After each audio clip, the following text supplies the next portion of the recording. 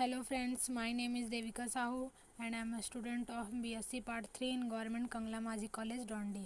A presentation on ecological pyramids. तो सबसे पहले हम इसका सिनॉप्सिस देखते हैं, जिसमें फर्स्ट है इंट्रोडक्शन एंड डेफिनेशन, सेकंड है trophic level and types of trophic level, third है टाइप्स ऑफ इकोलॉजिकल पिरामिड, जिसमें है pyramid of number, pyramid of biomass, pyramid of energy, fourth है importance of ecological pyramid, fifth है limitation of ecological pyramid और sixth है reference from. तो इसमें हम सबसे पहले देखते हैं इसका introduction and definition. Ecological pyramid एक ग्राफिकल रिलेशन जिसे हम निम्न प्रकार से परिभाषित कर सकते हैं। किसी भी इकोसिस्टम में डिफरेंट ट्रॉफिक लेवल के ऑर्गेनिज्म और प्रोड्यूसर और डिफरेंट ट्रॉफिक लेवल के कंज्यूमर के नंबर, बायोमास एंड एनर्जी में परस्पर एक रिलेशन होता है। इनके मात्राओं के अनुपात को डायग्राम के द्वारा व्यक्त किया जाता है। हमें पिरामिड लाइक आकृति प्राप्त होती है, जिसे इकोलॉजिकल पिरामिड कहते हैं। इकोलॉजिकल पिरामिड में डिफरेंट ट्रॉफिक लेवल होते हैं, जिसमें प्रोड्यूसर, हर्बीवोरस, कार्निवोरस एनिमल के रूप में चित्रित किया जाता है। इनमें प्रोड्यूसर पिरामिड के बेस पर और टॉप कंज्यूमर अपेक्स का निर्माण करते हैं। सेकेंड है trophic level and types of trophic level. Trophic level को सबसे पहले देखते हैं। फूड चेन में एनर्जी फ्लो के दौरान एनर्जी का कम क्षय और संचय होता रहता है। जहां एनर्जी का संचय होता है वे लेवल ट्रॉफिक लेवल कहलाता है। इसका टाइप्स है। फर्स्ट ट्रॉफिक लेवल, हरे पेड़ पौधे सूर्य प्रकाश में फोटोसिंथेसिस द्वारा अपने लिए फूड फॉर्मेशन करते हैं और ट्रॉफिक लेवल फर्स्ट कहलाते हैं। सेकेंड ट्रॉफिक लेवल है हर्बीवोरस एनिमल ग्रीन प्लांट से एनर्जी प्राप्त करते हैं और यह सेकेंडरी ट्रॉफिक लेवल कहलाते हैं। थर्ड ट्रॉफिक लेवल है इसी प्रकार कार्निवोरस एनिमल हर्बीवोरस से एनर्जी प्राप्त करते हैं और टर्सरी ट्रॉफिक लेवल कहलाते हैं।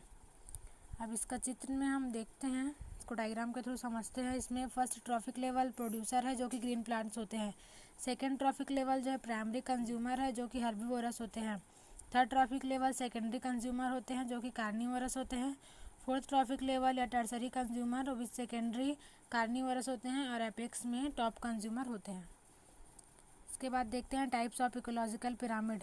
या आकृति के आधार पर इकोलॉजिकल पिरामिड जो है दो प्रकार के होते हैं, स्ट्रेट पिरामिड और इन्वर्टेड पिरामिड। दोनों प्रकार के पिरामिड में प्रोड्यूसर को बेस पर रखा जाता है। इनके बेस पर प्रोड्यूसर होते हैं जो उनकी क्वांटिटी पर निर्भर करती है कि पिरामिड उल्टा बनेगा या सीधा। तो इसको हम डायग्राम के थ्रू देखते हैं। इसमें जो प्रोड्यूसर होते हैं उसके अपराइट जो पिरामिड या फिर स्ट्रेट पिरामिड है, इसमें प्रोड्यूसर की संख्या ज़्यादा होती है और कंज्यूमर की संख्या आगे बढ़ते हुए कम होती है, इसलिए यह स्ट्रेट बनता है। और इन्वर्टेड में प्रोड्यूसर की संख्या कम होती है और कंज्यूमर या फिर पैरासाइट की संख्या ज़्यादा होती है। इस प्रकार यह उल्टा बनता है। टाइप्स ऑफ इकोलॉजिकल पिरामिड, तो इसमें सबसे पहले हम देखते हैं पिरामिड ऑफ नंबर। इस कॉन्सेप्ट को चार्ल्स एल्टो ने 1927 में डेवलप किया था, इसलिए इसे एल्टोनियन पिरामिड भी कहते हैं। जब इकोसिस्टम की फूड चेन्स को प्रोड्यूसर, प्राइमरी, सेकेंडरी तथा टर्सरी कंज्यूमर की संख्या से दर्शाते हैं, तब इस प्रकार के बने पिरामिड को जीव संख्या का पिरामिड कहते हैं। प्रायः इकोसिस्टम में प्रोड्यूसर की संख्या सबसे अधिक होती है, तत्पश्चात प्राइमरी, सेकेंडरी और टर्सरी उपभोक्ताओं की संख्या क्रमशः कम होती जाती है। अतः प्रायः जो नंबर ऑफ पिरामिड है वो सीधा बनता है। तो एग्जाम्पल के थ्रू समझते हैं। Pyramid of number in grassland. Grassland के इकोसिस्टम में प्लांट्स की संख्या सर्वाधिक तथा अन्य जीवों की संख्या क्रमशः कम हो जाती है। पौधों की अपेक्षा हर्बीवोरस संख्या में कम होते हैं। एग्जाम्पल में है ग्रास हॉपर। ग्रास हॉपर का भक्षण करने वाले सेकेंडरी कंज्यूमर संख्या में कम होते हैं। एग्जाम्पल में है फ्रॉग। फ्रॉग का भक्षण करने वाले तृतीय श्रेणी के कंज्यूमर फ्रॉग से भी कम होते हैं। एग्जाम्पल में है स्नैक। और अंत में टॉप कंज्यूमर जैसे कि हाउल और भी कम होते हैं। अतः घास के मैदान में जीव संख्या का पिरामिड सीधा बनता है। इस प्रकार हम इसका डायग्राम देखते हैं। इसमें टॉप में हाउल है और ट्रॉफिक लेवल फर्स्ट है इसका ग्रीन प्लांट से है। अब सेकेंड है pyramid of number in a tree in forest ecosystem. अगर हम इकोसिस्टम में एक वृक्ष के जीव संख्या का पिरामिड देखते हैं तो यह उल्टा बनता है, क्योंकि वहाँ प्रोड्यूसर जो कि एक वृक्ष है उनकी संख्या सबसे कम है। प्राइमरी कंज्यूमर जैसे कि बर्ड की संख्या जो है एक वृक्ष से अधिक है। सेकेंडरी कंज्यूमर बर्ड के ऊपर रहने वाले पैरासाइट्स की संख्या इससे और अधिक होती है। यहाँ पर ध्यान देने वाली बात यह है कि प्रोड्यूसर ही हमेशा बेस पर रहता है। जहाँ प्रोड्यूसर एक वृक्ष है जो पिरामिड के कम जगह में आरेखित किया गया, इसलिए पिरामिड जो है उल्टा बनता है। इस प्रकार इसका डायग्राम देखते हैं। इसमें ट्री को सबसे नीचे रखा गया है जो प्रोड्यूसर है, उसके बाद हर्बीवोरस, बर्ड्स और कार्निवोरस पैरासाइट। इसके बाद हम देखते हैं सेकंड है pyramid of biomass.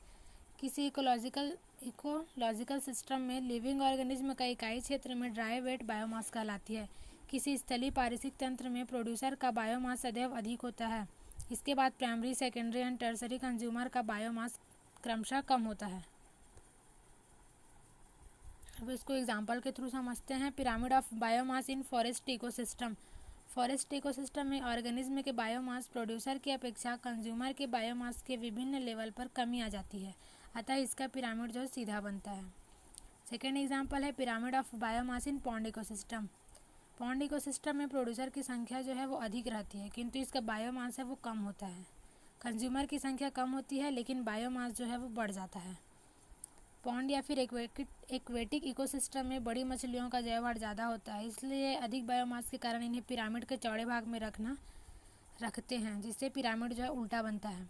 Biomass term बोर्डनहैमर 1938 द्वारा प्रस्तुत किया गया था। बायोमास को बम कैलोरीमीटर द्वारा मापन किया जाता है। इसको डायग्राम देखते हैं इसका। इसमें प्रोड्यूसर जो है वो प्लांट्स, ट्रीज हैं और टॉप कंज्यूमर जो है वो कार्निवोरस है। आप पॉन्ड इकोसिस्टम में देखते हैं, इसमें बेस पे पैरासाइट्स है और टॉप में बड़ी मछलियों को रखा गया है। उसके बाद थर्ड है पिरामिड ऑफ एनर्जी या फिर पिरामिड ऑफ प्रोडक्टिविटी।